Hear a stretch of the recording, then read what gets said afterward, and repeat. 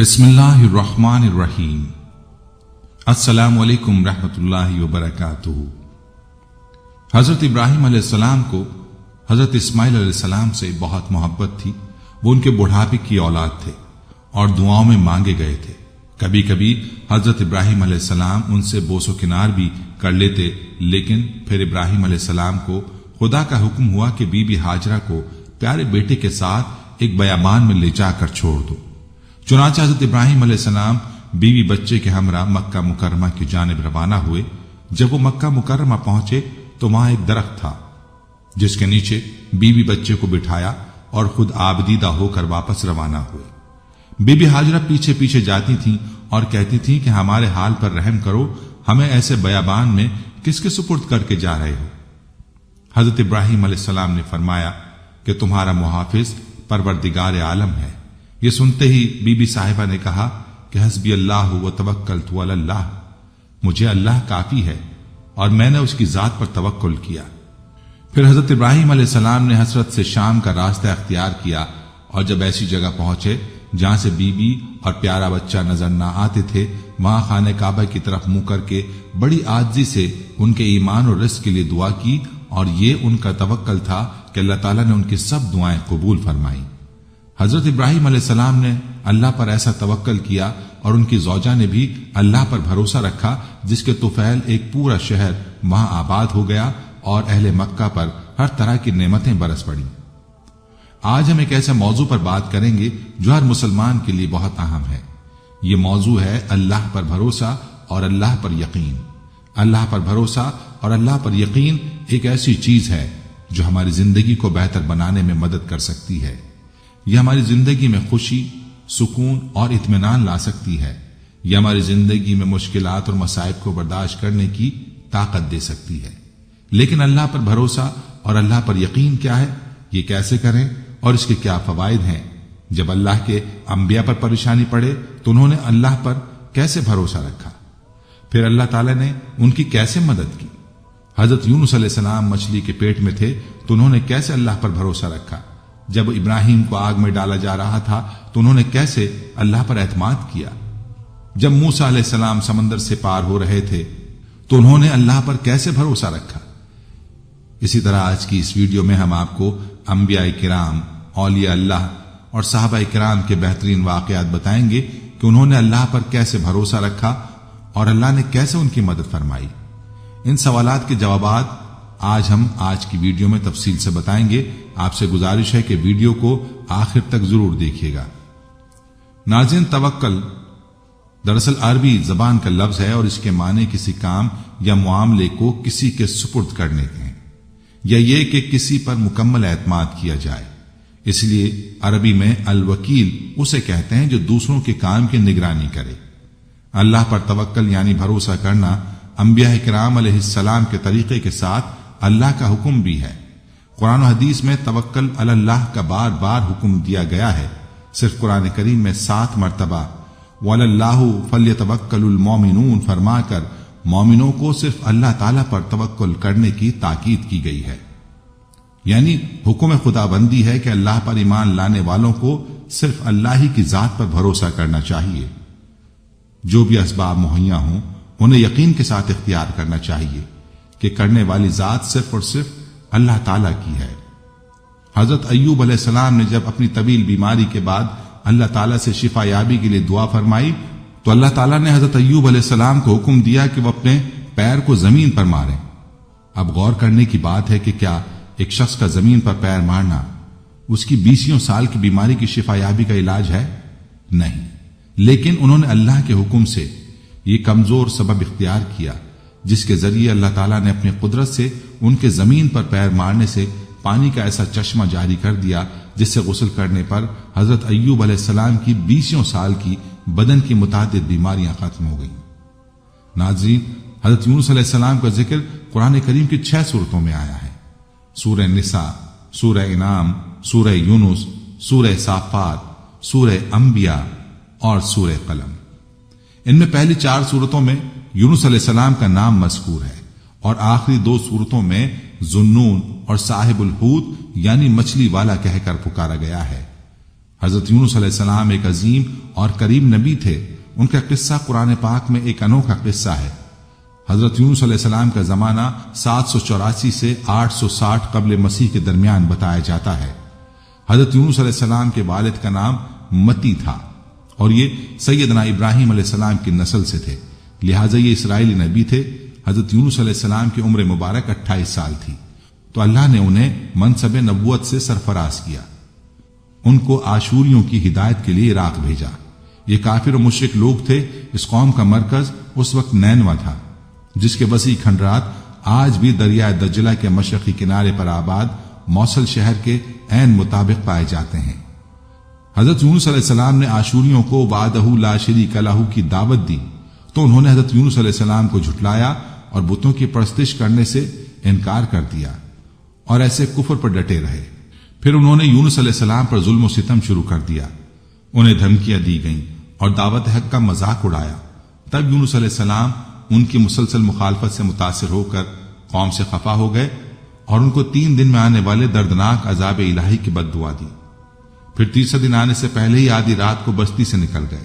دن کے وقت جب عذاب قوم کے شہروں پر پہنچ گیا تو انہوں نے حضرت یونس علیہ السلام کو تلاش کیا مگر وہ نہ ملے. حضرت یونس علیہ السلام کا اپنی قوم سے ناراض ہو کر چلے جانا ہجرت تھی مگر انہیں اس کا حکم نہیں دیا گیا تھا. وہ عذاب کی اطلاع دینے کے بعد اللہ کی اجازت کے بغیر اپنا علاقہ چھوڑ کر چلے گئے تھے. آثار عذاب دیکھ کر جب آشوریوں نے توبہ استغفار کی تو اللہ نے انہیں معاف فرما دیا. قرآن مجید میں اللہ کے دستور کے جو اصول بیان کیے گئے ہیں ان میں ایک یہ بھی ہے کہ اللہ تعالیٰ کسی قوم کو اس وقت تک عذاب نہیں دیتا جب تک وہ اپنی حجت پوری نہیں کر لیتا. پس کب نبی نے اس قول کو مہلت کے آخری لمحے تک نصیحت کا سلسلہ جاری نہ رکھا اور اللہ کے مقررہ کردہ وقت سے پہلے وہ خود ہی ہجرت کر گئے تو اللہ تعالیٰ کے انصاف نے اس قوم کو عذاب دینا گوارا نہ کیا کیونکہ ان پر تمام حجت کی شرائط پوری نہ ہوئی تھیں اور انہیں معاف فرما دیا. حضرت یونس علیہ السلام فرات کے کنارے پہنچے تو ایک کشتی کو مسافروں سے بھرا ہوا پایا. حضرت یونس علیہ السلام کشتی میں سوار ہو گئے اور کشتی نے لنگر اٹھایا. پورے دن میں کشتی سمندر میں سکون سے چلتی رہی. اچانک اونچی اونچی لہریں اٹھنے لگی. لوگوں نے اپنا ساز و سامان سمندر میں پھینک دیا کہ کشتی کا بوجھ کم ہو جائے لیکن کشتی کا بوجھ پھر بھی کم نہ ہوا. جب کشتی ڈگمگانے لگی تو کشتی کے غرق ہونے کا یقین ہونے لگا. اہل کشتی نے اپنے عقیدے کے مطابق کہا ایسا معلوم ہوتا ہے کہ کشتی میں کوئی غلام اپنے آقا سے بھاگا ہوا ہے. جب تک اس کو اس کشتی سے جدا نہ کیا جائے گا نجات مشکل ہے. یونس علیہ السلام نے سنا تو ان کو تنبیہ ہوا کہ اللہ تعالیٰ کو میرا نینوا سے وحی کا انتظار کیے بغیر اس طرح چلے آنا پسند نہیں آیا اور یہ میری آزمائش کے آثار ہیں. یہ سوچ کر انہوں نے اہل کشتی سے فرمایا کہ میں وہ غلام ہوں جو اپنے آقا سے بھاگا ہوا ہوں، مجھے کشتی سے باہر پھینک دو. مگر ملح اور اہل کشتی ان کی پاک بازی سے اس قدر متاثر تھے کہ انہوں نے ایسا کرنے سے انکار کر دیا اور آپس میں یہ طے کیا کہ قرآن اندازی کی جائے. چنانچہ 3 مرتبہ قرآن اندازی کی گئی اور تینوں مرتبہ قرآن اندازی میں حضرت یونس علیہ السلام کا نام نکلا. تب مجبور ہو کر انہوں نے حضرت یونس علیہ السلام کو دریا میں ڈال دیا اور وہ خود دریا میں کود گئے. اس وقت خدا تعالیٰ نے مچھلی کو حکم دیا کہ انہیں نگل لو، یہ تمہاری غذا نہیں ہے اس لیے ان کے جسم پر کوئی تکلیف نہیں ہونی چاہیے. مچھلی نے حضرت یونس علیہ السلام کو اپنے پیٹ میں نگل لیا. یونس علیہ السلام نے جب مچھلی کے پیٹ میں خود کو زندہ پایا تو بارگاہ الہی میں اپنی ندامت کا اظہار کیا کہ کیوں وہ وحی الہی کا انتظار کیے بغیر اللہ سے اجازت لیے بغیر امت سے ناراض ہو کر نینوا سے نکل آئے. حضرت یونس علیہ السلام نے مچھلی کے پیٹ میں اللہ کو پکارا. ان پر 3 اندھیرے اکٹھے ہو گئے تھے، رات کا اندھیرا، مچھلی کے پیٹ کا اندھیرا، سمندر کا اندھیرا. اگر وہ تسبیح نہ فرماتے تو قیامت تک مچھلی کے پیٹ میں رہتے. آخر کار وہ اندھیروں میں پکار اٹھے لا الہ الا انت سبحانک انی کنت من الظالمین. ترجمہ الہی تیرے سوا کوئی معبود نہیں ہے، تو یکتا ہے، میں تیری پاکی بیان کرتا ہوں، بلا شبہ میں اپنے نفس پر خود ہی ظلم کرنے والا ہوں. جو بھی مسلمان اپنی کسی حاجت میں یہ دعا مانگے گا اللہ اس کی یہ دعا ضرور قبول کریں گے. یہ قبول دعاؤں میں سے ایک دعا ہے. ابن حاتم میں ہے کہ حضور صلی اللہ علیہ وسلم فرماتے ہیں جب یونس علیہ السلام نے یہ دعا کی تو یہ کلمات عرش کے گرد گھومنے لگے. فرشتے کہنے لگے کہ یہ بہت دور دراز جگہ سے آواز آ رہی ہے لیکن کان اس سے پہلے اس سے آشنا ضرور ہیں. آواز بہت ضعیف ہے. اللہ تعالیٰ نے حضرت یونس علیہ السلام کی درد بھری آواز کو سنا تو فرمایا کیا تم اس آواز کو نہیں پہچانتے؟ انہوں نے کہا نہیں۔ فرمایا یہ میرے بندے یونس کی آواز ہے۔ فرشتوں نے کہا وہی یونس جس کے پاک عمل قبول شدہ ہر روز تیری طرف چڑھتے تھے اور جس کی دعائیں تیرے پاس قبول ہوتی تھیں۔ الہی جیسے وہ آرام کے وقت نیکیاں کرتا تھا تو اس کی مصیبت کے وقت اس پر رحم کر۔ تو اسی وقت اللہ تعالیٰ نے مچھلی کو حکم دیا کہ وہ آپ کو بغیر کسی تکلیف کے سمندر کے کنارے پر اگل دے۔ روایات میں آتا ہے کہ یونس علیہ السلام مچھلی کے پیٹ میں 3 دن، 7 دن، 40 دن یا چند گھنٹے تسبیح کرتے رہے، چنانچہ مچھلی نے اللہ کے حکم سے سمندر کے کنارے پر اگل دیا۔ حضرت عبداللہ بن مسعود رضی اللہ عنہ فرماتے ہیں کہ مچھلی کے پیٹ میں رہنے کی وجہ سے ان کا جسم ایسا ہو گیا تھا کہ جیسے کہ پرندے کا پیدا شدہ بچہ جس کا جسم نرم ہوتا ہے اور جسم پر بال تک نہیں تھے۔ غرض یونس علیہ السلام بہت نحیف و ناتواں حالت میں خشکی پر ڈال دیے گئے تھے۔ اس کے بعد اللہ تعالیٰ نے ساحل پر ایک بیل دار درخت اگایا۔ حضرت ابو ہریرہ رضی اللہ عنہ فرماتے ہیں کہ جب مچھلی نے یونس علیہ السلام کو کھلے میدان میں ڈالا تو اللہ تعالیٰ نے آپ پر یقطین کی بیل اگا دی۔ ان سے پوچھا گیا کہ یقطین کسے کہتے ہیں؟ فرمایا کدو کے پودے کو۔ اس کے علاوہ اللہ تعالیٰ نے ان کے لیے ایک جنگلی بکری بھیج دی جو زمین کی گھاس اور جڑی بوٹیاں کھاتی تھی اور صبح و شام آپ کو دودھ پلاتی تھی حتیٰ کہ آپ کی توانائی لوٹ آئی۔ حضرت یونس علیہ السلام درخت کے سائے میں جھونپڑی بنا کر رہنے لگے۔ چند دنوں بعد ایسا ہوا کہ اس بیل کی جڑ میں اللہ تعالیٰ کی طرف سے کیڑا لگ گیا اور اس نے جڑ کو کاٹ ڈالا۔ جب بیل سوکھنے لگی تو یونس علیہ السلام کو بہت دکھ ہوا۔ تب اللہ تعالیٰ نے وحی کے ذریعے ان کو مخاطب کیا اور فرمایا یونس تم اس بیل کے سوکھنے پر کتنا رنج کا اظہار کر رہے ہو جو ایک حقیر سی چیز ہے، مگر تم نے یہ نہ سوچا کہ نینوا کی 1 لاکھ سے زائد آبادی جس میں انسان بس رہے ہیں اور ان کے علاوہ جاندار بھی آباد ہیں، ان کو برباد اور ہلاک کر دینے میں کیا ہم کو کوئی ناگواری نہیں ہوگی؟ اور کیا ہم ان کے لیے اس سے زیادہ شفیق و مہربان نہیں ہیں جتنا کہ تجھ کو اس بیل سے انس ہے جو تم وحی کا انتظار کیے بغیر قوم کو بد دعا کر کے ان کے درمیان سے نکل آئے۔ ایک نبی کی شان کے نزدیک یہ مناسب نہیں تھا کہ وہ قوم کے حق میں بد دعا کرتے اور ان سے نفرت کر کے جدا ہو جانے میں عجلت کر لے اور وحی کا انتظار بھی نہ کرے۔ یونس علیہ السلام کے بستی چھوڑ دینے کے بعد نینوا کے لوگوں کو یقین ہو گیا تھا کہ وہ ضرور خدا کے سچے پیغمبر ہیں اور اب ہلاکت یقینی ہے۔ تبھی یونس علیہ السلام ہم سے جدا ہو گئے۔ یہ سوچ کر فوراً بادشاہ سے لے کر رعایا تک سب کے دل خوف و دہشت سے کانپ اٹھے اور یونس علیہ السلام کو تلاش کرنے لگے تاکہ ان کے ہاتھ پر اسلام کی بیعت کریں، اور ساتھ ہی خدا تعالیٰ سے توبہ استغفار کرنے لگے اور ہر قسم کے گناہوں سے کنارہ کش ہو کر آبادی سے باہر میدان میں نکل آئے اور بارگاہ الہی میں بلند آواز میں اقرار کرتے رہے ربنا آمنا بما جاء یونس۔ ترجمہ اے ہمارے رب، یونس علیہ السلام جو تیرا پیغام ہمارے پاس لے کر آئے ہیں ہم اس کی تصدیق کرتے ہیں اور ہم اس پر ایمان لاتے ہیں۔ آخرکار اللہ پاک نے ان کی دعا قبول فرمائی اور ان کو عذاب الہی سے محفوظ رکھا۔ بہرحال یونس علیہ السلام کو اللہ پاک نے صحت و تندرستی دے کر اب دوبارہ نینوا جانے کا حکم دیا کہ قوم میں رہ کر ان کی رہنمائی فرمائی جائے۔ چنانچہ حضرت یونس علیہ السلام نینوا واپس تشریف لے گئے اور قوم کے لوگوں نے جب انہیں دیکھا تو خوشی کا اظہار کیا۔ حضرت یونس علیہ السلام کی زندگی نینوا میں ہی گزری اور وہیں ان کا انتقال ہوا اور وہیں ان کی قبر تھی جو نینوا کی تباہی کے بعد نامعلوم ہو گئی۔ اس قصے میں سبق یہ ہے کہ کسی بھی حال میں اللہ کی رحمت سے مایوس نہیں ہونا چاہیے اور نہ ہی ہدایت کے معاملے میں اپنی ذات پر بھروسہ کرنا چاہیے۔ ہدایت تو بس اللہ ہی کی طرف سے ہے، آپ کے ذمے تو بس پیغام حق پہنچانا ہے۔ ناظرین، حضرت موسیٰ علیہ السلام ایک غلام کے بیٹے تھے۔ آپ علیہ السلام کوئی شہزادے نہیں تھے بلکہ غلام قوم کے ایک فرد تھے، لیکن آپ علیہ السلام کی پرورش بادشاہ کے محل میں شہزادوں کی طرح عیش و عشرت میں ہوئی تھی۔ آپ کسی پر ظلم ہوتا نہیں دیکھ سکتے تھے اور ہمیشہ مظلوموں کی مدد کیا کرتے تھے۔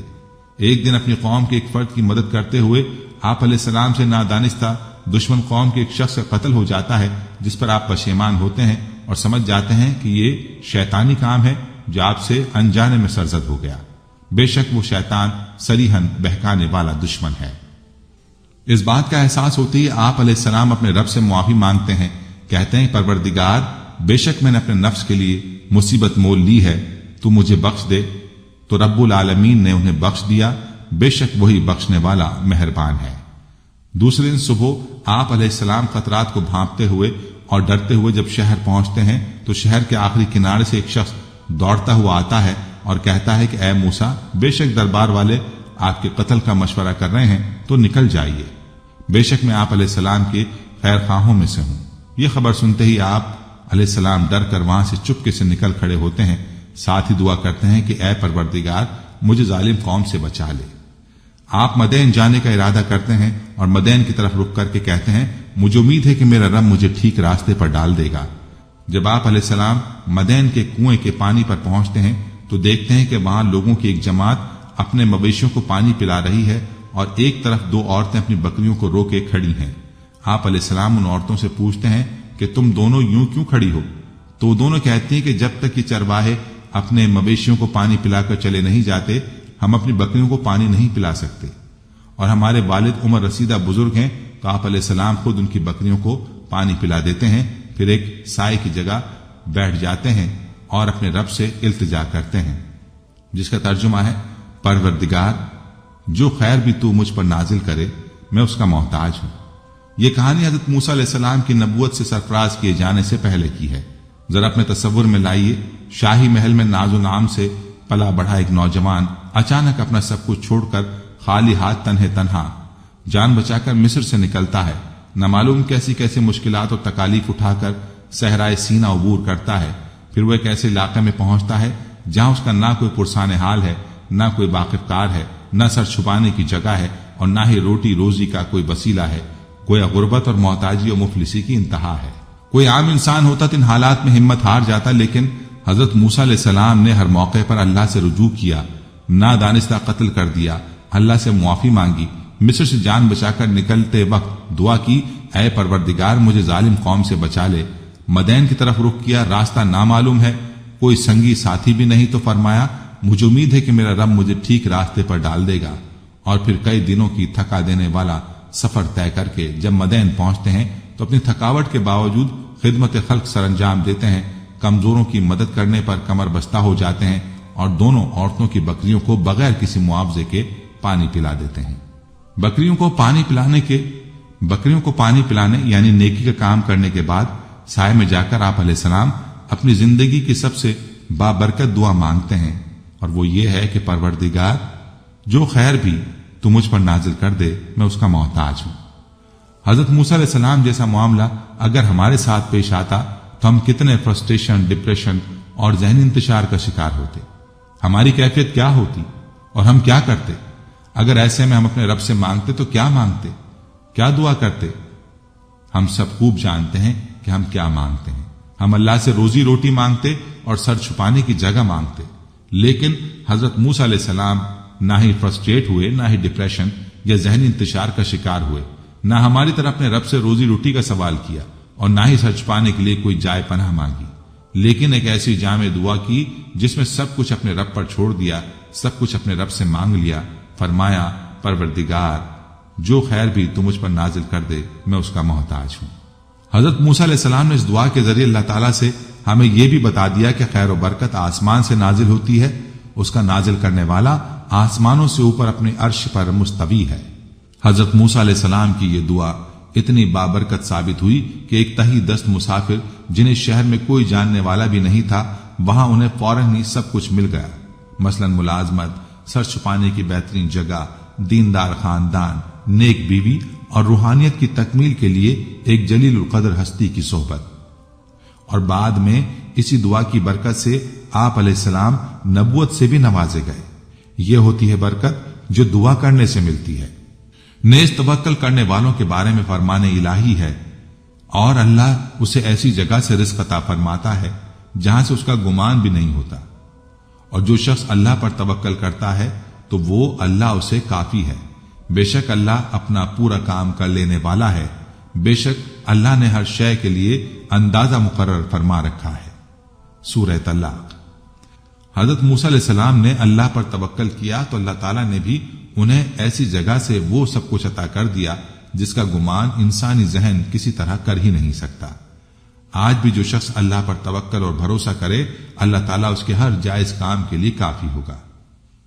حضرت عمر بن خطاب رضی اللہ عنہ کہتے ہیں کہ رسول اللہ صلی اللہ علیہ وسلم نے فرمایا، اگر تم لوگ اللہ پر توکل بھروسہ کرو جیسا کہ اس پر توکل کرنے کا حق ہے تو تمہیں اسی طرح رزق ملے گا جیسے کہ پرندوں کو ملتا ہے۔ صبح کو وہ بھوکے نکلتے ہیں اور شام کو آسودہ واپس آتے ہیں۔ ناظرین، قرآن کریم نے جس واقعے کو احسن القصص قرار دیا ہے وہ حضرت یوسف علیہ السلام کا واقعہ ہے جو اپنے اندر بہت سے سبق لیے ہوئے ہے۔ حضرت یوسف علیہ السلام حضرت ابراہیم علیہ السلام کے پڑ پوتے، حضرت اسحاق علیہ السلام کے پوتے اور جناب یعقوب علیہ السلام کے لخت جگر تھے۔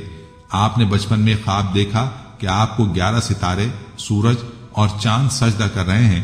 آپ علیہ السلام نے اپنے والد گرامی سے اس خواب کو بیان کیا۔ حضرت یعقوب علیہ السلام نے جناب یوسف علیہ السلام کو اس بات کی نصیحت کی کہ آپ علیہ السلام نے اپنے اس خواب کو اپنے بھائیوں کے سامنے بیان نہیں کرنا۔ اللہ تبارک و تعالی آپ علیہ السلام پر اور آل یعقوب پر آپ کے آباء و اجداد کی طرح نعمت کو پورا کرے گا۔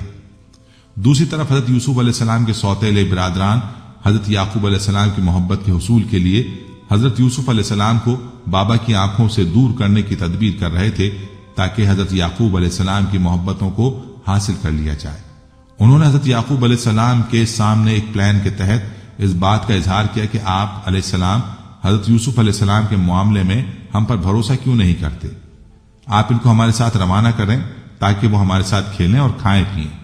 حضرت یعقوب علیہ السلام نے اس خدشے کا اظہار کیا کہ کہیں تم حضرت یوسف علیہ السلام سے غافل نہ ہو جاؤ اور انہیں کوئی بھیڑیا نہ کھا جائے۔ انہوں نے حضرت یعقوب علیہ السلام کو مطمئن کیا اور حضرت یوسف علیہ السلام کو اپنے ساتھ لے گئے اور ان کو ایک گہرے کنویں میں اتار دیا۔ بابا یعقوب کے پاس آ کر کہا کہ آپ کا خدشہ درست ثابت ہوا اور یوسف علیہ السلام کو ایک بھیڑیا کھا گیا۔ حضرت یعقوب علیہ السلام نے اس بات پر صبر کیا اور خاموش ہو گئے۔ حضرت یوسف علیہ السلام جس کنویں میں موجود تھے تو اس کے پاس سے مصر کو جانے والے قافلہ گزرا۔ انہوں نے پانی کے حصول کے لیے ڈول کو ڈالا تو حضرت یوسف علیہ السلام ڈول کے ذریعے باہر آ گئے۔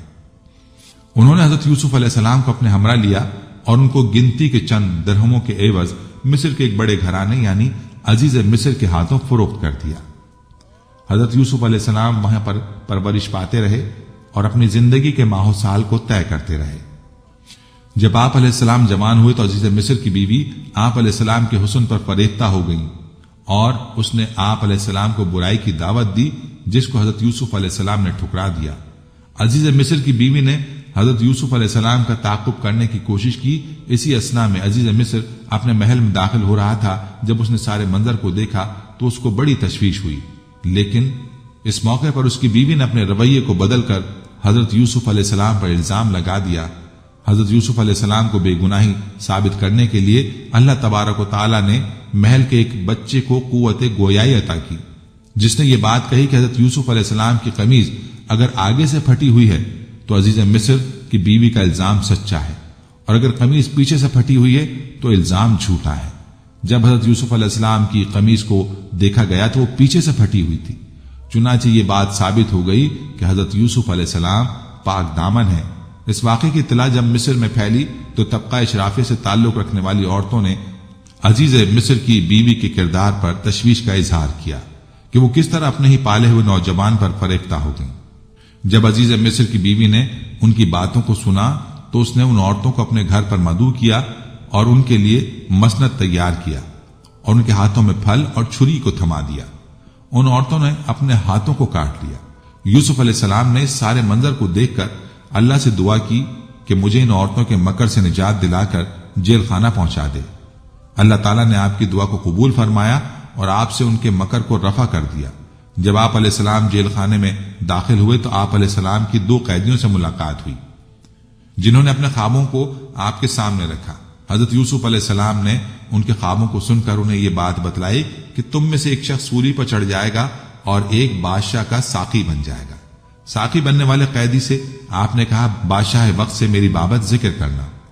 قیدی آزاد ہونے کے بعد بادشاہ وقت کا ساقی بن گیا، لیکن وہ بادشاہ وقت کے سامنے حضرت یوسف علیہ السلام کا ذکر کرنا بھول گیا۔ کئی برس گزرنے کے بعد بادشاہ مصر کو خواب آیا کہ 7 کمزور گائیں 7 موٹی تازی گایوں کو کھا رہی ہیں، جبکہ 7 سرسبز بالیاں جبکہ باقی خشک بالیاں ہیں۔ بادشاہ وقت کے ساتھی کو فی الفور حضرت یوسف علیہ السلام کی یاد آئی۔ وہ یوسف علیہ السلام کے پاس پہنچا تو انہوں نے یہ بات کہی کہ 7 سال خوشحالی کے بعد 7 عالمگیر قحط پوری دنیا کو اپنی لپیٹ میں لے لے گا۔ خشک سالی کے سالوں میں اگر غلے کی تدوین کر لی جائے تو اس سے لوگوں کی غذائی ضروریات پوری ہو جائیں گی اور قحط سالی کے اثرات سے بچ جائیں گے۔ حضرت یوسف علیہ السلام کی تعبیر کو سننے کے بعد بادشاہ مصر نے حضرت یوسف علیہ السلام کو اپنے قریب کر لیا۔ اس موقع پر حضرت یوسف علیہ السلام نے وزیر خزانہ کی ذمہ داریوں کو اختیار کر لیا۔ بعد ازاں آپ علیہ السلام عزیز مصر بن گئے اور مصر کے انتظامی امور آپ علیہ السلام کے ہاتھ میں آ گئے۔ جب خوشحالی کے سالوں کے بعد عالمگیر قحط نے پوری دنیا کو اپنی لپیٹ میں لیا تو جہاں پر دنیا کے دیگر مقامات کے لوگ اس کے زیر اثر آئے، وہیں پر حضرت یوسف علیہ السلام کے بھائی بھی اس قحط کے اثرات کی زد میں آئے۔ تو جب انہیں اس بات کی اطلاع ملی کہ مصر سے غلہ مل سکتا ہے تو وہ بھی آپ علیہ السلام سے غلے کے حصول کے لیے پہنچ گئے۔ حضرت یوسف علیہ السلام کے سوتیلے بھائی ان کے پاس آئے تو انہوں نے ان کو پہچان لیا۔ ان سے باتوں باتوں میں ان کے خاندان کے بارے میں معلومات لی اور یہ بات کہی کہ اگلی مرتبہ جب تم آؤ تو اپنی چھوٹے بھائی کو بھی لے کر آنا۔ جب حضرت یوسف علیہ السلام کے بھائی جانے لگے تو ان کی پونجی کو بھی ان کے سامان میں ڈال دیا گیا۔ جب وہ واپس پہنچے تو انہوں نے جناب یعقوب علیہ السلام کے سامنے عزیز مصر کی خواہش پر بھائی بنیامین کو بھی ساتھ لے جانے کو کہا۔ حضرت یعقوب علیہ السلام اس بات پر آمادہ نہ تھے، لیکن جب سامان سے پونجی برآمد ہو گئی تو حضرت یعقوب علیہ السلام حضرت بنیامین کو ساتھ روانہ کرنے پر آمادہ و تیار ہو گئے۔ حضرت بنیامین کو لے کر جب بھائی پہنچے اور غلے کو تولا گیا تو حضرت یوسف علیہ السلام نے ایک تدبیر کے ذریعے بنیامین کو اپنے پاس روک لیا۔ حضرت بنیامین کی بازیابی کے لیے بھائیوں نے التجائیں کی، لیکن حضرت یوسف علیہ السلام حضرت بنیامین کو ساتھ روانہ کرنے پر آمادہ نہ ہوئے۔ جب قافلے والے حضرت یعقوب علیہ السلام کے پاس پہنچے اور ان کو اس بات کی اطلاع دی گئی کہ آپ کے بیٹے بنیامین کو چوری کے جرم میں گرفتار کر لیا گیا تو حضرت یعقوب علیہ السلام اس بات پر انتہائی دل گرفتہ ہوئے اور آپ کی بینائی بھی آپ کے آنسوؤں کے ساتھ گل ہو گئی۔ حضرت یعقوب علیہ السلام نے ایسے عالم میں اپنے بیٹوں کو اس بات کی نصیحت کی کہ جاؤ، جا کر بنیامین اور یوسف کو تلاش کرو، اللہ کی رحمت سے نا امید نہیں ہونا۔ اب کی مرتبہ جب باز بھائی گئے تو اس مرتبہ خریداری کے لیے ان کے پاس جمع پونجی موجود نہ تھی۔ انہوں نے بڑی دل گرفتگی سے عزیز مصر کے سامنے اس بات کا اظہار کیا کہ آپ سے ہم صدقہ لینے آئے ہیں اور آپ ہمیں صدقہ دے دیں۔ حضرت یوسف علیہ السلام نے اپنے بھائیوں کے لبوں سے جب الفاظ سنے تو آپ علیہ السلام نے کہا، میں ہی یوسف ہوں اور یہ میرا بھائی ہے، اللہ نے ہم پر کرم کیا۔ اس وقت حضرت یوسف علیہ السلام نے ان کو معاف بھی کر دیا۔ آپ علیہ السلام نے اپنی قمیص کو اتارا اور فرمایا کہ اس کو حضرت یعقوب علیہ السلام کے چہرے پر ڈال دیا جائے تو ان کی بینائی واپس آ جائے گی۔ حضرت یعقوب علیہ السلام اپنے گھر میں موجود تھے۔ انہوں نے اپنے گھر میں موجود بیٹوں سے کہا کہ مجھے یوسف کی خوشبو آ رہی ہے، تو بیٹوں نے بغض اور بے ادبی کے الفاظ کہے۔ اسی اثنا میں جب باہر سے آنے والے بھائی جب گھر پہنچے اور قمیض آپ پر ڈالی گئی تو بینائی واپس آ گئی۔ بیٹے شرمسار ہوئے، آپ نے ان کی خطا کو معاف فرما دیا اور تمام اہل خانہ مصر روانہ ہوئے، جہاں یوسف علیہ السلام نے اپنے والدین کو تخت پر بٹھایا اور آپ کے والدین اور بھائی آپ کے سامنے سجدہ ریز ہو گئے۔ یوں حضرت یوسف علیہ السلام کے خواب کی تعبیر مکمل ہو گئی۔ دوستو، حضرت یوسف علیہ السلام کا قصہ صبر و استقامت اور اللہ پر توکل کی عمدہ مثال ہے۔ حضرت یوسف نے بڑی سے بڑی آزمائش میں اللہ پر بھروسہ رکھا اور اللہ نے انہیں کنویں سے لے کر مصر کے قید خانے سمیت ہر جگہ آزمایا، اور بالآخر اپنے توکل کے بل بوتے پر حضرت یوسف نے ایک عظیم الشان سلطنت پر حکومت کی۔ دوستو، حضرت مریم علیہ السلام نے جب اللہ کے حکم کے بغیر باپ کے حضرت عیسیٰ علیہ السلام کو جنا تو ان کے لیے حکم خداوندی ہوا کہ کھجور کے تنے کو ہلائیں، یعنی حرکت دیں۔ اس سے جب پکی ہوئی تازہ کھجوریں جھڑیں تو ان کو کھائیں۔ اللہ تعالیٰ نے اپنی قدرت سے حضرت مریم علیہ السلام کو بغیر کسی سبب کے بھی کھجور کھلا سکتے تھے، لیکن دنیا کے دارالاسباب ہونے کی وجہ سے حکم ہوا کہ کھجور کے تنے کو اپنی طرف ہلاؤ۔ چنانچہ حضرت مریم علیہ السلام نے حکم خداوندی کی تعمیل میں کھجور کے تنے کو حرکت دی۔ کھجور کا تنا اتنا مضبوط ہوتا ہے کہ چند طاقتور مرد بھی اس کو آسانی سے ہلا نہیں سکتے، لیکن صنف نازک نے اس کمزور سبب کو اختیار کیا تو اللہ تعالیٰ نے اپنے حکم سے سوکھے ہوئے کھجور کے درخت سے حضرت مریم علیہ السلام کے لیے تازہ کھجوریں یعنی غذا کا انتظام کر دیا۔ اس واقعے سے معلوم ہوا کہ جو بھی اسباب مہیا ہوں اللہ پر توکل کر کے انہیں اختیار کیا جائے۔ اسباب تو ہمیں بھی اختیار کرنا چاہیے، لیکن ہمارا بھروسہ اللہ کی ذات پر ہونا چاہیے کہ وہ اسباب کے بغیر بھی چیزوں کو وجود میں لا سکتا ہے، اور اسباب کی موجودگی کے باوجود اس کے حکم کے بغیر کوئی بھی چیز وجود میں نہیں آ سکتی۔ حضرت ابراہیم علیہ السلام کو جلتی ہوئی آگ میں ڈالا گیا، جلانے کے سارے اسباب موجود تھے، مگر حکم خداوندی ہوا کہ آگ حضرت ابراہیم علیہ السلام کے لیے سلامتی بن جائے تو آگ نے انہیں کچھ بھی نقصان نہیں پہنچایا، بلکہ وہ آگ جو دوسروں کو جلا دیتی ہے حضرت ابراہیم علیہ السلام کے لیے ٹھنڈی اور سلامتی کا سبب بن گئی۔ اسی طرح حضرت اسماعیل علیہ السلام کی گردن پر طاقت کے ساتھ تیز چھری چلائی گئی، مگر چھری بھی کاٹنے میں اللہ کے حکم کی محتاج ہوتی ہے۔ اللہ نے اس چھری کو حضرت اسماعیل علیہ السلام کی گردن کو نہ کاٹنے کا حکم دے دیا تھا، لہذا کاٹنے کے اسباب کی موجودگی کے باوجود چھری حضرت اسماعیل علیہ السلام کی گردن نہیں کاٹ سکی۔ حضرت انس بن مالک رضی اللہ عنہ فرماتے ہیں کہ ایک شخص نے رسول اللہ صلی اللہ علیہ وسلم سے پوچھا، کیا اونٹنی کو باندھ کر توکل کروں یا بغیر باندھے؟ آپ صلی اللہ علیہ وسلم نے ارشاد فرمایا، باندھو اور اللہ پر بھروسہ کرو۔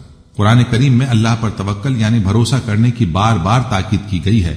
اختصار کے مد نظر یہاں صرف چند آیات کا ترجمہ پیش کر رہا ہوں۔ نمبر 1، تم اس ذات پر بھروسہ کرو جو زندہ ہے، جسے کبھی موت نہیں آئے گی، سورہ فرقان۔ جب تم کسی کام کرنے کا عزم کر لو تو اللہ پر بھروسہ کرو، سورہ آل عمران۔ اور جو اللہ پر بھروسہ کرتا ہے اللہ اس کے لیے کافی ہو جاتا ہے، سورہ طلاق۔ ان تمام آیات میں اللہ تعالیٰ نے مومنوں کو اپنی ذات پر توکل کا نہ صرف حکم دیا ہے بلکہ اس کی انتہائی ترغیب دی ہے۔ نبی کریم صلی اللہ علیہ وسلم نے بھی متعدد مقامات پر اللہ پر بھروسہ کرنے کی تعلیم و ترغیب دی ہے۔ روایات میں آتا ہے کہ جب کفار مکہ احد کی جنگ سے واپس ہو گئے تو راستے میں انہیں پچھتاوا ہوا کہ ہم جنگ میں غالب آ جانے کے باوجود خامخواہ واپس آ گئے۔ اگر ہم کچھ اور زور لگاتے تو تمام مسلمانوں کا خاتمہ ہو سکتا تھا۔ اس خیال کی وجہ سے انہوں نے مدینہ منورہ کی طرف لوٹنے کا ارادہ کیا۔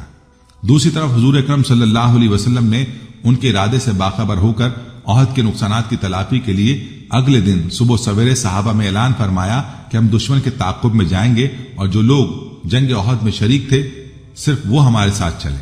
صحابہ کرام زخمی اور تھکے ہوئے تھے، لیکن انہوں نے آپ صلی اللہ علیہ وسلم کے فرمان پر لبیک کہا۔ حضور اکرم صلی اللہ علیہ وسلم اپنے صحابہ کے ساتھ ہمراہ الاسد کے مقام پر پہنچے تو قبیلہ بنی خزاعہ کے ایک شخص نے مسلمانوں کے حوصلے کا مشاہدہ کر کے اس کے متعلق ابو سفیان کو اطلاع دی اور اس سے واپس جانے کا مشورہ دیا۔ اس سے کفار پر رعب طاری ہوا اور وہ واپس مکہ لوٹ گئے، مگر ابو سفیان نے ایک شخص کے ذریعے مسلمانوں پر حملہ آور ہونے والا ہے، اس پر صحابہ کرام بجائے ڈر کے بے ساختہ بول اٹھے، ہم نے اللہ پر بھروسہ کیا ہے اور وہ بہترین کارساز ہے۔ صحیح بخاری مسلم شریف میں ہے، حضرت ابن عباس رضی اللہ عنہ کی روایت ہے، رسول اللہ صلی اللہ علیہ وسلم نے فرمایا، میری امت میں سے 70,000 آدمی بلا حساب جنت میں داخل ہوں گے۔ ان اوصاف میں سے ایک یہ بھی ہے کہ وہ اللہ پر توکل کرنے والے ہوں گے۔ بس آدمی جائز اسباب اختیار کرے لیکن بھروسہ صرف اللہ کی ذات پر رکھے، شریعت پر عمل پیرا رہے، اللہ کے عذاب اور ناراضگی سے ڈرتا رہے، اللہ کی رحمت سے معافی کی امید رکھے۔ اور اسی طرح ہمیں چاہیے کہ ہم بھی کوئی کام کرنے کا ارادہ کریں تو پہلے ہر ممکن اسباب اختیار کریں اور نتیجہ آپ اللہ پر چھوڑ دیں، یقیناً بہتری کے نتائج سامنے آئیں گے۔ اس کے ساتھ ساتھ دعا میں توکل بہت ضروری ہے، کیونکہ اس کا مطلب یقین انحصار ہے کہ ہمیں اللہ پر بھروسہ کرنا چاہیے، کیونکہ اس کی اجازت کے بغیر کچھ نہیں ہو سکتا۔ توکل بنیادی طور پر اللہ پر بھروسہ اور اعتماد ہے جو ان کے نتائج کو قبول کرتا ہے، جن کا فیصلہ وہ کرتا ہے چاہے وہ کیسے بھی نکلے۔ دعا کی قبولیت کا انحصار آپ کی یقین پر ہے، جیسا کہ اللہ تعالیٰ قرآن مجید میں فرماتا ہے، جب میرے بندے تم سے میرے بارے میں پوچھیں تو ان سے کہو میں ان کے قریب ہوں، میں ہر پکارنے والے کی دعا سنتا ہوں جب وہ مجھے پکارتا ہے۔ ناظرین، عام زندگی میں بھی توکل کی بے شمار مثالیں موجود ہیں۔ ایک عورت کہتی ہے کہ میرا خامند کسی وجہ سے لمبی مدت کے لیے غائب ہو گیا۔ اس وقت میں ایک کم عمر بچی کی ماں بھی تھی، جب میرا ضعیف العمر باپ بھی ہمارے ساتھ ہی رہتا تھا۔ ہماری غربت اور مفلسی اپنی انتہا کو تھی اور اکثر اوقات ہمارے گھر میں کھانے کے لیے کچھ نہ ہوتا تھا۔ اگر دوپہر کو کچھ کھا لیتے تو رات کو بھوکا سونا پڑتا۔ صبر کے ساتھ ہم ہر حال میں اللہ کا شکر ادا کرتے تھے۔ ایک رات کو تو بھوک اور افلاس نے ہمارا وہ امتحان لیا جو اس سے پہلے کبھی نہیں لیا تھا۔ میری بیٹی کو شدید بخار نے آ لیا۔ بچی کے بخار اور بھوک کی حالت سے مجھے اپنی اور اپنے والد کی بھوک بھول گئی۔ ایسی بے کسی اور لاچاری تو کبھی نہ دیکھی تھی۔ بے قراری حد سے بڑھ گئی تو مجھے اللہ تبارک و تعالیٰ کا وہ قول یاد آ گیا جس کا ترجمہ ہے، بھلا کون بے قرار کی التجا قبول کرتا ہے جب وہ اس سے دعا کرتا ہے، اور کون اس کی تکلیف کو دور کرتا ہے؟ جی ہاں، ہر قسم کی تکلیف چاہے وہ بھوک کی ہو یا بیماری کی یا غربت و افلاس کی، گناہوں کی، کون ہے اس ذات پاک کے سوا جو ان سب تکلیفوں کو دور کر سکتا ہے؟ یہ سب سوچ کر میں اٹھی اور جا کر وضو کیا، واپس آ کر بچی کے ماتھے پر پانی سے بھیگی ہوئی پٹی رکھی اور اللہ کے حضور نماز کی ادائیگی کے لیے کھڑی ہو گئی۔ مختصر سی نماز پڑھنے کے بعد ہاتھ اٹھا کر بچی کے لیے دعا کی، اس کے ماتھے سے پٹی اتار کر دوبارہ پانی سے بھگو کر رکھی، ایک بار پھر نماز کے لیے کھڑی ہو گئی۔ نماز کے بعد ایک بار پھر بارگاہ الہی میں دعا کے لیے ہاتھ اٹھائے، دعا سے فراغت پر پانی کی پٹی تبدیل کی، دوبارہ نماز کے لیے کھڑی ہو گئی، اور یہ عمل میں نے کئی بار کیا۔ جب میں یہ سب کچھ بار بار دہرا رہی تھی تو کسی نے دروازے پر کھٹکھٹایا۔ اس حیرت کے ساتھ، بھلا رات کے اس پہر کون ہو سکتا ہے؟ میرے والد نے پوچھا، کون؟ تو جواب آیا، میں ڈاکٹر ہوں۔ میں اور میرا والد ہم دونوں ایک دوسرے کو حیرت سے دیکھ رہے تھے کہ اس کو کس نے بلایا ہے۔ میرے والد نے جا کر دروازہ کھولا۔ ڈاکٹر نے آتے ہی پوچھا کہ مریضہ کدھر ہے؟ ہم نے سادگی سے بچی کی طرف اشارہ کر دیا۔ ڈاکٹر نے بچی کو چیک کیا، کاغذ پر ایک نسخہ لکھ کر میرے ہاتھ میں تھماتے ہوئے بولا، لائیے میری فیس دیجیے اور میں چلتا ہوں۔ میں نے آہستگی سے جواب دیا، ڈاکٹر صاحب، ہمارے پاس تو آپ کو دینے کے لیے فیس کے پیسے نہیں ہیں، بلکہ ہمارے پاس تو کچھ بھی نہیں ہے۔ میرا یہ جواب سنتے ہی ڈاکٹر چلا اٹھا اور غصے سے تقریباً دھاڑتے ہوئے بولا کہ اگر فیس دینے کے لیے پیسے نہیں تھے تو مجھے آدھی رات کو فون کر کے کیوں بلایا تھا؟ کیوں مجھے اس طرح بے آرام کیا تم لوگوں نے؟ ڈاکٹر کے منہ سے ٹیلی فون کا سن کر مجھے لگا کہ ڈاکٹر غلطی سے ہمارے گھر آ گیا ہے۔ میں نے ہمت کرتے ہوئے جواب دیا، ڈاکٹر صاحب، ہم نے آپ کو ٹیلی فون کر کے نہیں بلایا، بلکہ ہمارے پاس تو ٹیلی فون ہی نہیں ہے۔ یہ سن کر ڈاکٹر نے مجھ سے پوچھا، اچھا تو کیا یہ فلاں شخص کا گھر نہیں ہے؟ میں نے کہا، نہیں ڈاکٹر صاحب، فلاں صاحب ہمارا ہمسایہ ہے۔ یہ سن کر ڈاکٹر تھوڑا سا خاموش ہوا، پھر ہمارے گھر سے نکل کر ہمسائے کے گھر پر چلا گیا اور ہم خجالت اور شرمندگی سے خاموش بیٹھے رہے۔ تھوڑی ہی دیر گزری تھی کہ ڈاکٹر ایک بار پھر ہمارے گھر آیا، آنکھوں میں آنسو اور رندھی ہوئی آواز میں بولا، اللہ کی قسم تمہارے گھر سے اس وقت تک نہیں جاؤں گا جب تک تمہارا پورا قصہ نہیں سن لوں گا۔ اور میں نے ڈاکٹر کو اپنا پورا قصہ سنا ڈالا کہ کس طرح میں بچی کے ماتھے پر پانی کی پٹیاں رکھ رہی تھی اور اللہ کے حضور دعا بھی مانگ رہی تھی۔ ڈاکٹر جلدی سے اٹھ کر باہر چلا گیا اور کچھ دیر بعد ہمارے لیے رات کا کھانا اور بچی کے لیے دوائیں اور کچھ گھریلو ضروریات کے سامان کے ساتھ لوٹا، اور ساتھ ہی اس نے ہمیں بتایا کہ اس کی طرف سے ہر مہینے ایک تنخواہ ہمیں اس وقت تک ملتی رہے گی جب تک اللہ چاہے گا۔ جی ہاں، یہ اللہ پر بھروسے کی کہانی ہے۔ سر عتیق جدہ کی ایک معروف شخصیت ہے، یقیناً طلباء کے لیے ایک مثال بھی ہے۔ میری ان سے ملاقات مسجد میں بھی ہوتی ہے، جبکہ راہ چلتے دعا سلام بھی ہو جاتی ہے۔ فجر کی نماز کے بعد ایسے ہی گفتگو نکلی تو پوچھنے لگے کہ بھائی کیسی چل رہی نوکری؟ بس عتیق بھائی چل رہی ہے، اللہ کا شکر ہے، آپ سنائیے کیسی گزر رہی ہے؟ میں نے بے اتنائی سے جواب دیتے ہوئے انہی سے سوال کر لیا۔ یار الحمدللہ بہت اچھی، میں تو جب سے سعودی عرب آیا ہوں الحمدللہ بہترین زندگی گزر رہی ہے۔ سر عتیق کے جواب میں بہت زیادہ بھروسہ اور فخر تھا۔ میں نے سوال کیا کہ آپ کب آئے سعودی عرب اور کیا براہ راست ملازمت پر آئے؟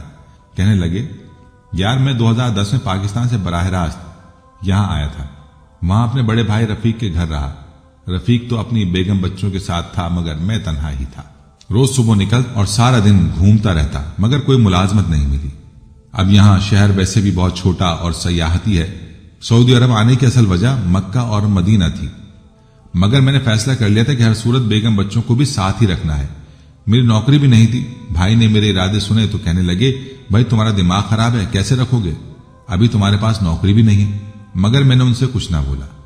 میں یوں ہی فیملی ویزے کی درخواست دیتا رہا اور پھر بیگم بچوں کا بھی ویزا لگ گیا۔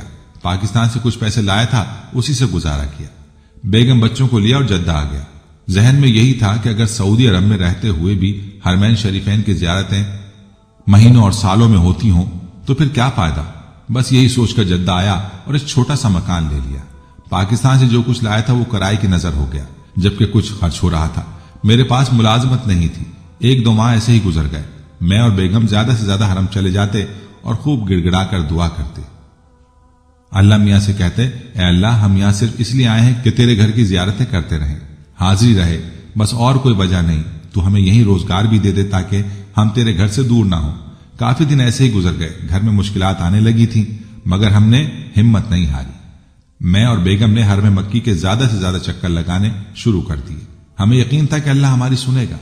سب نے کہا کہ کیسا بے وقوف آدمی ہے، ابھی ملازمت نہیں ہوئی اور بیگم بچوں کو بھی بلا لیا۔ مگر ہم اپنے رب پر یقین رکھ کر سارے کام ہی کر رہے تھے، جبکہ یہ بھی تھا کہ رہنا تو ساتھ ہی رہنا ہے، بیوی بچوں کو الگ نہیں رکھنا۔ ایک دن عزیزیہ میں مسجد رضوان میں مغرب کی نماز پڑھ کر نکل رہا تھا کہ ایک بچہ آیا اور پوچھا، سر آپ او لیول کو پڑھاتے ہیں؟ میں نے کہا ہاں پڑھاتا ہوں۔ نہ جانے اس نے میرے بارے میں کہاں سے سنا تھا۔ خیر اس طرح وہ بچہ مل گیا اور پھر ایک ہی مہینے میں اور بچے بھی لے آیا۔ مصطفیٰ صاحب آپ سن کر حیران ہوں گے کہ اللہ تعالیٰ کی رحمت سے ایک مہینے میں ہی میں نے صرف ٹیوشن سے 6000 ریال کمائے۔ پھر تو ٹیوشنز کی لائن ہی لگ گئی۔ میں ٹیوشن پڑھا رہا تھا، ایک دن پاکستان انٹرنیشنل اسکول عزیزیہ میں ٹیچرز کی اسامی کا اشتہار دیکھا۔ میں نے یہاں اپنا سی وی دے دیا، ٹیسٹ انٹرویو سمیت تمام مراحل سے گزرا اور میرٹ پر میرا نام پہلے نمبر پر تھا، جس کے بعد میں نے یہاں پڑھانا شروع کر دیا۔ پھر میری بیگم کو بھی یہی ملازمت مل گئی۔ اب ہم دونوں میاں بیوی کماتے ہیں اور بہترین زندگی گزار رہے ہیں۔ میں سمجھتا ہوں کہ صرف اللہ پر توکل کی وجہ سے یہ سب ہوا۔ جو انسان اللہ پر بھروسہ کر کے آگے بڑھتا ہے اس کے لیے شروع میں تو کچھ مشکلات ہوتی ہیں مگر پھر آسانیاں ہی آسانیاں ہوتی ہیں۔ وہ لوگ جو اس وقت مجھے بیوقوف کہتے تھے جب میں نے اپنی بیگم بچوں کو بلایا، آج وہی مجھے سب سے بڑھ کر عقل مند کہتے ہوں گے۔ ناظرین، حکیم صاحب ہوا کرتے تھے جن کا مطلب ایک پرانی سی عمارت میں ہوتا تھا۔ حکیم صاحب روزانہ صبح مطلب جانے سے قبل بیوی کو کہتے کہ جو کچھ آج کے دن کے لیے تم کو درکار ایک چٹ پر لکھ کر دے دو۔ بیوی لکھ کر دے دیتی، آپ دکان پر آ کر سب سے پہلے وہ چٹ کھولتے، بیوی نے جو چیزیں لکھی ہوتی ان کے سامنے ان چیزوں کی قیمت درج کرتے، پھر ان کا ٹوٹل کرتے، پھر اللہ سے دعا کرتے کہ یا اللہ میں صرف تیرے ہی حکم کی تعمیر میں تیری عبادت چھوڑ کر یہاں دنیا داری کے چکروں میں آ بیٹھا ہوں، جو ہی تو میری آج کی مطلوبہ رقم کا بندوبست کر دے گا میں اسی وقت یہاں سے اٹھ کر چلا جاؤں گا۔ اور پھر یہی ہوتا، کبھی صبح کے 9:30، کبھی 10 بجے حکیم صاحب مریضوں سے فارغ ہو کر واپس اپنے گاؤں چلے جاتے۔ ایک دن حکیم صاحب نے دکان کھولی، رقم کا حساب لگانے کے لیے چٹ کھولی تو وہ چٹ کو دیکھتے کے دیکھتے ہی رہ گئے۔ ایک مرتبہ تو ان کا دماغ گھوم گیا، ان کو اپنی آنکھوں کے سامنے تارے چمکتے ہوئے نظر آ رہے تھے، لیکن جلد ہی انہوں نے اپنے اعصاب پر قابو پا لیا۔ آٹے دال وغیرہ کے بعد بیگم نے لکھا تھا بیٹی کے جہیز کا سامان۔ کچھ دیر سوچتے رہے، پھر باقی چیزوں کی قیمت لکھنے کے بعد جہیز کے سامنے لکھ دیا، یہ اللہ کا کام ہے، اللہ ہی جانے۔ 1-2 مریض آئے ہوئے تھے، ان کو حکیم صاحب دوائی دے رہے تھے، اسی دوران ایک بڑی سی کار ان کے مطب کے سامنے آ کر رکی۔ حکیم صاحب نے کار یا صاحب کار پر کوئی خاص توجہ نہ دی کیونکہ کئی کاروں والے ان کے پاس آتے رہتے تھے۔ سلام کر کے بینچ پر بیٹھ گئے۔ حکیم صاحب نے کہا، اگر آپ نے اپنے لیے دوائی لینی ہے تو ادھر اسٹول پر آ جائیں تاکہ میں آپ کی نبض دیکھ لوں، اور اگر کسی مریض کی دوائی لے کر جانی ہے تو بیماری کی کیفیت بیان کر دیں۔ وہ صاحب کہنے لگے، حکیم صاحب میرا خیال ہے کہ آپ نے مجھے پہچانا نہیں، لیکن آپ مجھے پہچان بھی کیسے سکتے ہیں کیونکہ 15-16 سال بعد آپ کے مطب میں داخل ہوا ہوں۔ آپ کو گزشتہ ملاقات کا احوال سناتا ہوں، پھر آپ کو ساری بات یاد آ جائے گی۔ جب میں پہلی مرتبہ یہاں آیا تھا تو میں خود نہیں آیا تھا، خدا مجھے آپ کے پاس لے کر آیا تھا کیونکہ خدا کو مجھ پر رحم آ گیا تھا اور وہ میرا گھر آباد کرنا چاہتا تھا۔ ہوا اس طرح تھا کہ میں لاہور سے میر پور اپنی کار میں اپنے آبائی گھر جا رہا تھا، عین آپ کی دکان کے سامنے ہماری کار پنکچر ہو گئی۔ ڈرائیور کار کا پہیہ اتار کر پنچر لگوانے چلا گیا۔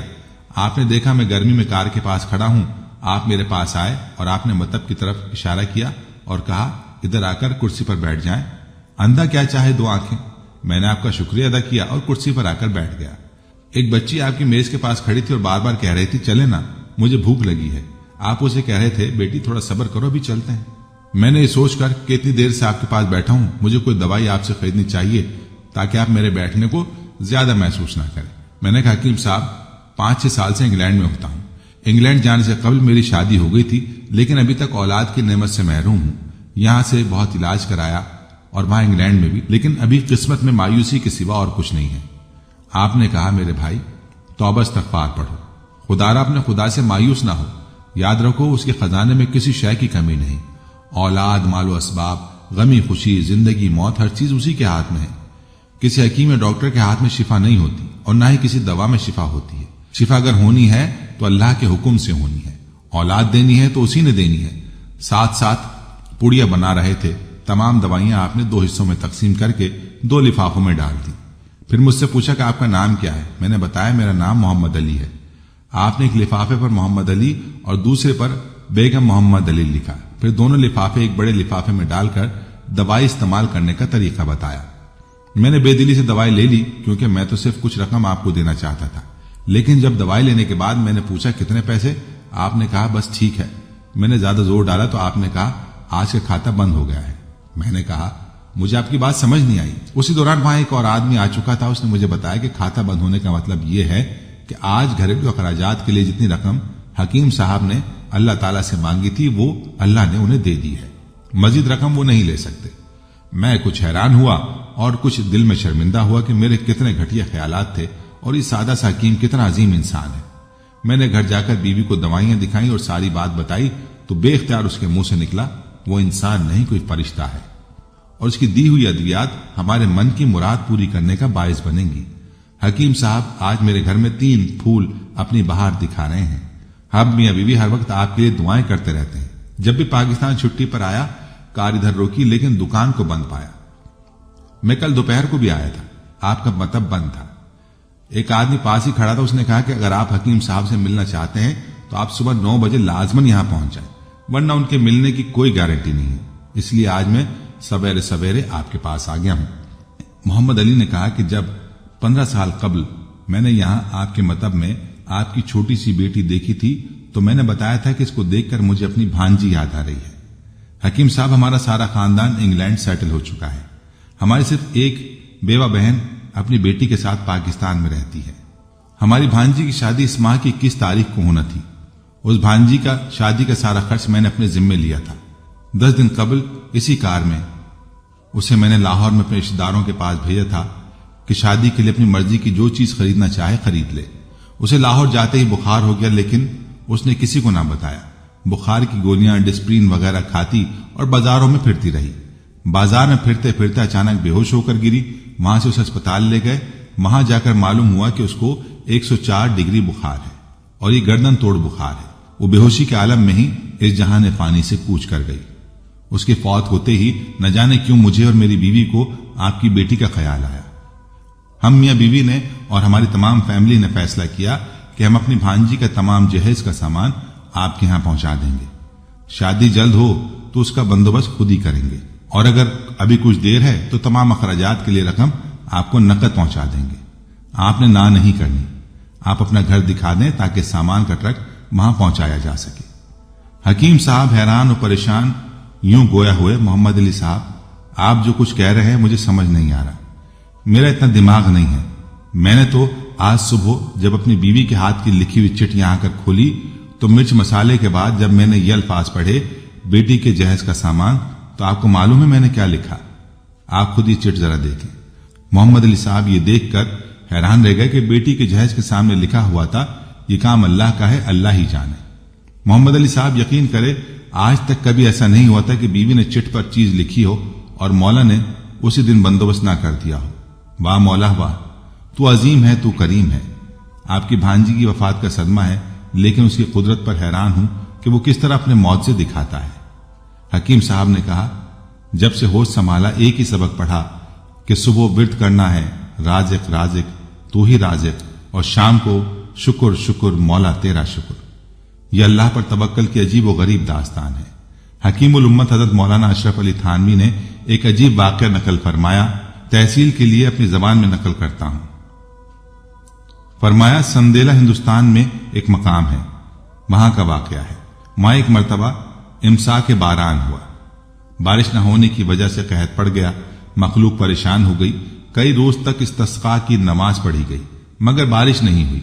آخر مقامی طوائفوں کا ایک گروہ وہاں کے مالدار لوگوں سے آ کر ملا اور عرض کیا کہ بارش نہ ہونے کی وجہ ہماری بدعمالی، سیاہ کاری اور ہماری نحوست ہے۔ استسقاء کی نمازیں بھی پڑھی گئی مگر بارش نہیں ہوئی، آپ ہمیں اجازت دیجیے کہ ہم بھی میدان میں جمع ہو کر توبہ کریں۔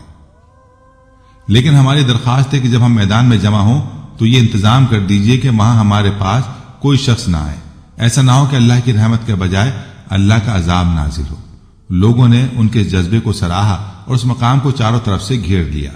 وہ سب وہاں پہنچی اور سجدے میں پڑھ کر رونا شروع کر دیا اور ندامت کے ساتھ کہا اے اللہ یہ ہماری نحوست ہے، ہم بہت گنہگار اور سیاہ کار ہیں، ہماری وجہ سے مخلوق کو پریشان نہ کیجیے۔ اور کافی آہوزاری کے بعد دعا کی یا اللہ بارش نازل فرما دے۔ جنہوں نے یہ واقعہ حضرت کو سنایا ان کا کہنا ہے کہ انہوں نے سجدے سے سر نہ اٹھایا تھا کہ بارش شروع ہو گئی۔ سبحان اللہ، ان عورتوں کا ایمان تو دیکھی کہ اپنی سیاہ کاریوں کے باوجود اللہ پر توکل تھا کہ وہ ہماری دعا ضرور سنے گا۔ راقم عرض کرتا ہے کہ ان کی دعا سے بارش بھی ہوئی اور غالباً ہدایت کی بارش بھی ہوئی، وہ ہدایت سے محروم نہ رہی ہوں گی۔ یہاں ممکن ہے کہ کوئی شبہ کرے کہ اماموں کی نماز استسقاء تو شریعت نے بارش کے لیے ہی تعلیم کی ہے، ان کی نمازوں سے بارش کیوں نہ ہوئی اور بازاری عورتوں کے رونے سے بارش ہو گئی؟ اس کے جواب میں حضرت تھانوی رحمۃ اللہ علیہ نے یہ شعر فارسی کا پڑھ دیا، یعنی ہم ظاہر اور الفاظ کو نہیں دیکھتے، جس کا ترجمہ ہے یعنی ہم ظاہر اور الفاظ کو نہیں دیکھتے، ہم تو دل کو اور دل کے خشوع کو دیکھتے ہیں۔ جس دل میں خشوع اور خضوع نہ ہو، خشک تقوی ہمارے دربار میں قابل قدر نہیں ہے۔ ناظرین، یہ تھی ہماری آج کی ویڈیو۔ امید ہے کہ آپ کو ہماری آج کی یہ ویڈیو ضرور پسند آئی ہوگی۔ اگر ویڈیو پسند آئی ہے تو اس کو لائک کریں اور اپنے پیاروں اور دوستوں کے ساتھ ضرور شیئر کریں۔ کمنٹس میں آپ ہمیں بتائیں کہ آپ اور کن موضوعات پر ویڈیو دیکھنا چاہتے ہیں۔ اس کے ساتھ ساتھ آپ کمنٹس میں ہم سے سوالات بھی پوچھ سکتے ہیں، لیکن یہ سب کرنے سے پہلے ہمارے چینل کو سبسکرائب کر لیں اور بیل کے بٹن کو بھی پریس کر لیں تاکہ ہماری آنے والی مزید معلوماتی ویڈیوز کا نوٹیفیکیشن آپ کو بر وقت مل سکے اور آپ علم کے اس خزانے سے مستفید ہو سکیں۔ اب ملاقات ہوگی آنے والی ویڈیو میں، تب تک کے لیے خدا آپ کا حامی و ناصر ہو۔ فی امان اللہ۔ آخر میں پیارے دوستو، ہم نے ہر ویڈیو کے اختتام پر ایک دعا کا سلسلہ شروع کیا ہوا ہے۔ جو بھی اس دعا میں شامل ہوگا، میرا یہ دعویٰ ہے کہ اللہ کریم اس کی تقدیر کو بدل دے گا۔ پہلے میرے تمام ساتھی، مائیں، بہنیں سب مل کر میرے ساتھ درود شریف پڑھ لیں اور کثرت کے ساتھ کمنٹس میں آمین لکھیں۔ اللہ اس آمین کو لکھنے کی برکت سے آپ کی اور میری تقدیر بدل دے گا۔ درود ابراہیمی پڑھ لیں۔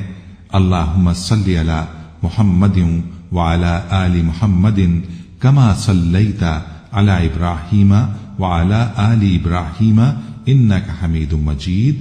اللہم بارک علی محمد وعلی آل محمد کما بارکت علی ابراہیم وعلی آل ابراہیم انک حمید مجید۔ اے اللہ، ہم تیرے گناہگار بندے، ہم تیرے خطا کار بندے، ہم تیرے عاجز بندے تیری پاکی بیان کرتے ہیں اور تیرے آگے دعا کے لیے ہاتھ پھیلاتے ہیں۔ ہماری خطاؤں کو معاف فرما، ہمارے گناہوں کو معاف فرما۔ اے اللہ، ہم اپنے اگلے پچھلے صغیرہ کبیرہ، چھوٹے بڑے سبھی گناہوں، خطاؤں اور نافرمانیوں کی تجھ سے معافی مانگتے ہیں۔ اے اللہ، اے رب العزت، ہم اپنے گناہوں سے توبہ کرتے ہیں، ہماری توبہ قبول کر لے۔ اے پاک پروردگار، ہم سب کو سچا اور پکا مسلمان بنا دے، ہم سب کو اسلام پر استقامت نصیب فرما دے، ہمیں کامل اور پختہ ایمان والا بنا۔ اے پاک پروردگار، تمام مسلمانوں کو خواب غفلت سے بیدار کر دے۔ اے اللہ، ہمارے دین اسلام کی حفاظت فرما، مسلمانوں کو دین و دنیا میں عزت عطا فرما۔ اے عرش مولا کے مالک، اے حکمت والے، اے کائنات کے رب، ہمارے دلوں کو گمراہ ہونے سے بچا، جس طرح سے پہلی قومیں گمراہ ہوئی ہیں اور جس طرح سے پہلی قوموں نے اپنے انبیاء کی نافرمانی کی ہے۔ اے اللہ، تو ہمیں ایسی نافرمانی سے بچا۔ اے اللہ، تو ہمیں ان عذابوں سے بچا جو تو نے پچھلی قوموں پر نازل کیے ہیں۔ اے اللہ، تو ہمیں ان تمام گناہوں سے بچا جن گناہوں میں پچھلی قومیں مبتلا ہوئی ہیں۔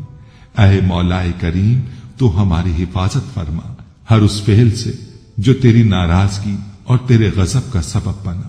اے اللہ، ہماری زندگی کو اپنی چاہت کے مطابق ڈھال دے، ہمیں صرف اور صرف نیکی کی توفیق عطا فرما، ہم نیکی کی باتوں کو سننے والے بن جائیں اور ان پر عمل کرنے والے بن جائیں، اور نیکی کی باتوں کو پھیلانے کی ہمیں توفیق عطا فرما۔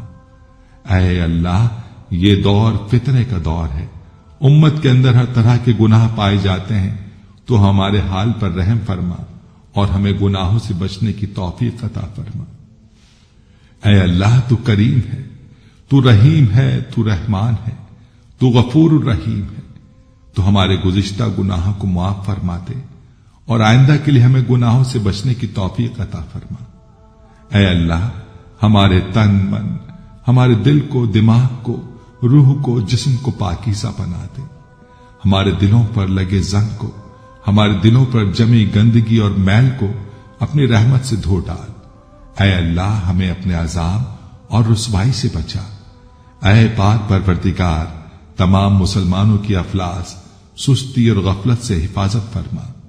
یا اللہ، اسلام کا بول بالا فرما، اسلام کا جھنڈا بلند فرما۔ اے اللہ، کل امت محمدیہ کو حشر کی رسوائی سے پناہ عنایت فرما۔